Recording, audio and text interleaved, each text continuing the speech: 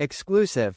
Kate and William's hidden inspiration in Forest Lodge move with unexpected changes. Prince William and Princess Kate have moved into their forever home of Forest Lodge, with the finishing touches transforming the stately royal residence into a charming family abode, with the Prince and Princess of Wales and their 3 children moving into Forest Lodge in Windsor earlier this week. Kate was busy overseeing the final preparations for what has been dubbed her and William's forever home. After months of speculation, the Wales family swapped 4-bedroom Adelaide Cottage for the grander, 8-bedroom Forest Lodge, a Georgian mansion hidden deep within the grounds of Windsor Great Park. Their intention had always been to be in by Christmas, but the fivesome celebrated their exciting new start just in time for bonfire night. For Kate in particular, the relocation is a milestone that represents a much-needed clean break, and it is believed she sees herself and William growing old together at the 328-year-old property. Although the couple and their children, Prince George, 12, Princess Charlotte, 10, and Prince Louis, 7, only lived at nearby Adelaide Cottage within the grounds of Windsor Castle for 3 years, Kate's grueling cancer treatment and painstaking recovery are said to have left her craving change. As former BBC royal correspondent Jenny Bond tells us, after the past couple of years, with all the emotional stress of illness and family rifts, this new start is exactly what they need. They say moving home can be one of the most stressful things in life, but for William, Catherine and their children, I think it will be a welcome breath of fresh air. Built in the late 18th century and originally known as Hollygrove, the mansion became Crown property in 1829 and was later named Forest Lodge by Edward VIII, who thought the title better suited its stately elegance. Boasting an impressive red brick facade, the Grade E listed house retains plenty of period charm and detail, with ornate plasterwork, Venetian windows and marble fireplaces. A £1.5 million renovation in 2001 brought the property into the modern era, in readiness for an eye-watering £15,000 per month rental fee.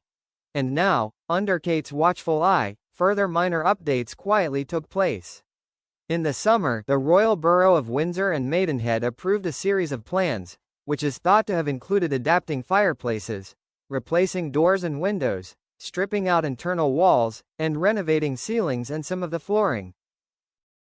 Fences and extra security were also added to ensure the family's safety, especially important following 2 separate reports of intruders on the Windsor Castle estate in the past year. Although keen to preserve Forest Lodge's history and heritage, the works undertaken helped ensure the house met the demands of a busy and energetic family of 5.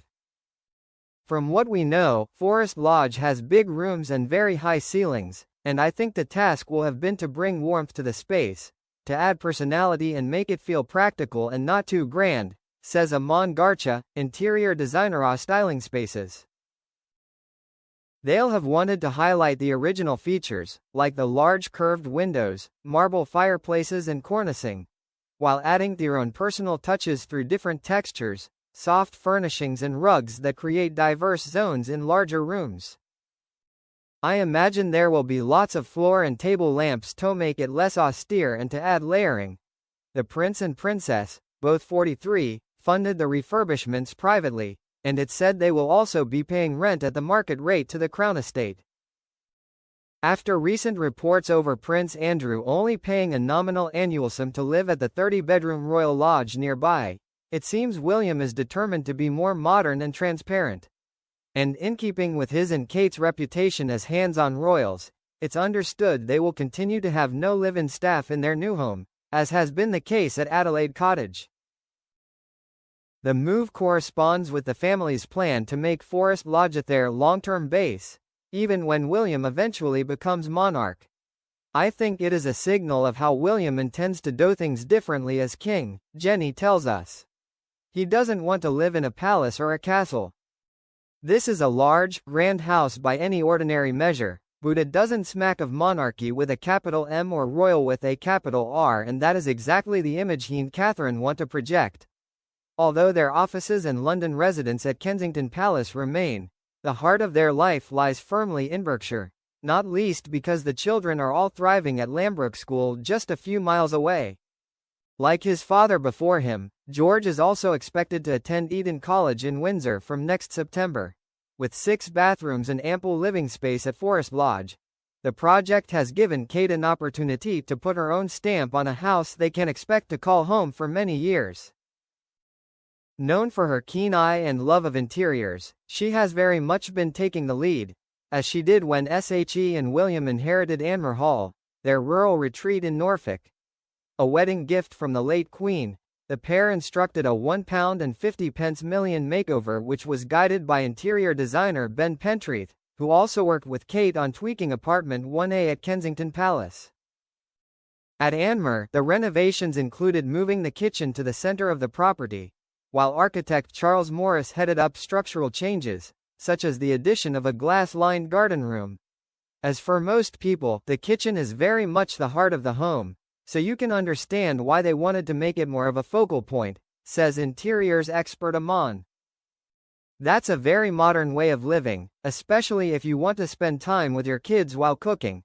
Ahead of the move to Forest Lodge, Kate was thought to have been involving George, Charlotte and Louis in the creative process.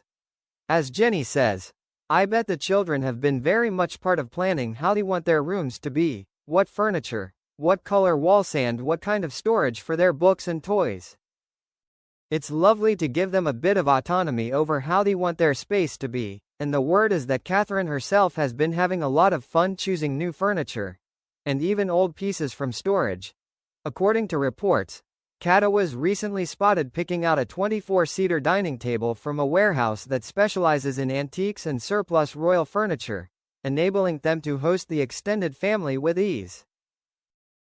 Kate's flair for design has often been evident in videos and images shot within their homes, including the 3-minute film in which she announced she had finished her chemotherapy last autumn. In it, the family could be seen playing games with Kate's parents, Carol and Michael Middleton, in a casual dining area at Anmer Hall. You could see it was quite intimate and homely.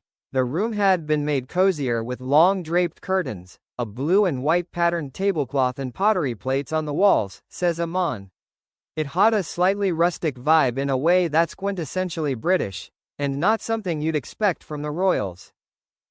You could see houseplants too, and with the big windows showcasing the greenery outside, the room seemed to draw the outdoors in. As someone who is known to love nature, that's probably very important to Kate, design and color psychology consultant J. Nicole Smith says the color schemes previously chosen by William and Kate may hint at preferences for their new abode.